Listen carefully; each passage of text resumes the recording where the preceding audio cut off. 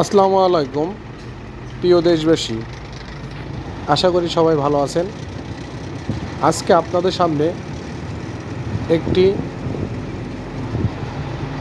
জেলা এবং একটি রত্নগর্ভা মানুষ, যে মানুষটি সব কিছুতেই পারদর্শী, এমন একটি জায়গায় আপনার নিয়ে যাচ্ছি। সেই জায়গাটি হলো আমাদের বাংলাদেশের উজ্জ্বল নক্ষত্র, যে মানুষটি বাংলাদেশে জন্ম হয়ে পৃথিবীর প্রতিটি দেশের মানুষের কাছে সুপরিচিত হিসাবে লাভ করেছেন, যে মানুষটি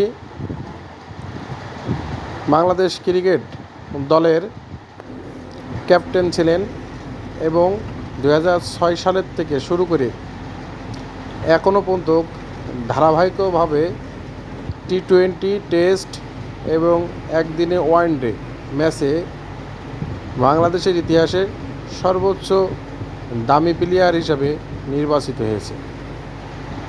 যে মানুষটি তিনটে সিরিজেই বিশ্ব অলরাউন্ডার হয়েছে একসাথে, যা এখনও পর্যন্ত পৃথিবীতে কোনো মানুষই, কোনো ক্রিকেটারই হতে পারেনি। আপনাদের সামনে পরিচয় করে দিচ্ছি বাংলাদেশের অন্যতম একটি জেলা, মাগুরা জেলা। মাগুরা জেলায় মানুষ অনেক শান্তিপ্রিয় হয়। মাগুরা জেলার মানুষ যেভাবে উন্নত সমাজের সাথে মিলিত হয়, এই মাগুরায় আমাদের বিশ্ব অলরাউন্ডার সাকিবুল হাসান জন্মগ্রহণ করেছে। এই জেলায় তার জন্মস্থান। তিনি এই জায়গায় গ্রামগঞ্জের থেকে খেলা করে আজকে বিশ্বর অলরাউন্ডার হয়েছে। কিন্তু আপনাদের জানার অবগতর জন্য বলতেছি যে তিনি প্রথম জীবনে কখনোই ক্রিকেটার হিসাবে খেলা শুরু করি নাই। তিনি প্রথম জীবনেই ফুটবলে খুবই পারদর্শী ছিলেন এবং খেলাপ্রিয় একজন মানুষ ছিলেন। তার বাবা খুশি হয়ে তাকে বিকেএসপিতে ভর্তি করেন এবং বিকেএসপিতে ভর্তি হন ফুটবলার হিসাবে। সেই ফুটবলার থেকেই আজকে বিশ্বের 3 সিরিজে অলরাউন্ডার খ্যাত সাকিবুল হাসানের নিজ জেলা এই মাগুরা জেলায়। মাগুরা জেলায় প্রতিটা গ্রামে গ্রামে, প্রতিটা মহল্লায় মহল্লায় ছোটোবেলায় সে খেলা করেছে ফুটবল এবং সব খেলাতেই তিনি পারদর্শ ছিল, কিন্তু ফুটবলেতে তিনি আরও বেশি পারদর্শ ছিল। কারণ বাংলাদেশের গ্রামগঞ্জের মানুষ খুব ফুটবলকে পছন্দ করেন এবং ফুটবলে খুব উৎসাহ জাগায়। সেই ক্ষেত্রেই 90 দশকের সময় সে ফুটবল নিয়েই খুব ব্যস্ততার জীবন পার করেছে। তার জীবন পার করার মধ্যে তিনি বিশ্বে যেমন অন্যতম একজন খেলোয়াড় হিসাবে বিবেচিত হয়েছে এবং বাংলাদেশের সবথেকে দামি প্লেয়ার হিসাবে তিনি বিবেচিত হয়েছে। তিনি ইন্ডিয়ার বিপিএল খেলার এবং বিশ্বের বিভিন্ন দেশের ঘরোয়া লিগে তিনি ডাক পান এবং হাজার হাজার কোটি টাকা এই দেশের জন্য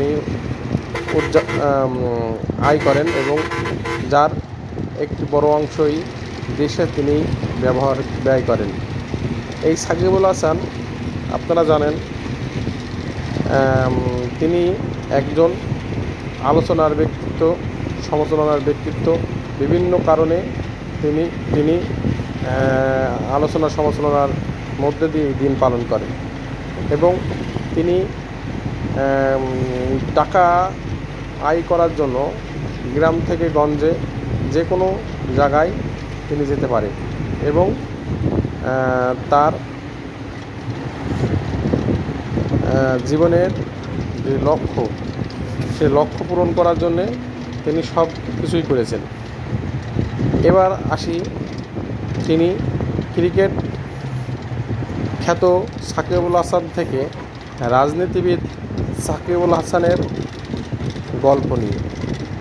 এই সেই মাগুরা জেলা, যেখানে মাগুরা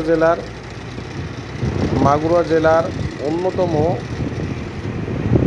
নেতা হিসাবে পরিচিত ছিল বাংলাদেশ ছাত্রলীগের সাবেক ভারপ্রাপ্ত সাধারণ সম্পাদক, রাজশাহী ইউনিভার্সিটি ছাত্রলীগের সাবেক সাধারণ সম্পাদক, বাংলাদেশের মাননীয় প্রধানমন্ত্রী শেখ হাসিনার সাবেক পিএস। যখন বাংলাদেশের দুঃসময় আওয়ামী লীগের, সেই আওয়ামী লীগের দুঃসময়ের অন্যতম নেতা আসাদুজ্জামান এর সুযোগ্য সন্তান সাইফুজ্জামান শেখরের বাসা। সাইফুজ্জামান শেখর এই আসন থেকে 2018 সালে সংসদ সদস্য নির্বাচিত হয় এবং তার আগেও কয়েকবার এই আসন থেকে, এর পাশের আসন থেকে সাইফুজ্জামান শেখরের বাবা এমপি ছিলেন এবং 2014 সালে তার বোনও এমপি ছিলেন সংযুক্ত আসনের। এবং আমরা জানি মাগুরা মানেই সাকিবুল হাসান, মাগুরা মানেই শেখর। এর আগেই সাকিবুল হাসান এমপি হওয়ার ইচ্ছা জেগেছিল, কিন্তু তার এই ইচ্ছা পূরণ হয়নি। 2024 সালে এসে তিনি মাননীয় প্রধানমন্ত্রী খুশি হয়ে তাকে এই আসন থেকে নমিনেশন, নৌকার প্রতীক দিয়ে এই আসন থেকে এমপি নির্বাচিত করে। আমার এটা ভালো লাগলে সবাই লাইক কমেন্ট করবেন। ধন্যবাদ।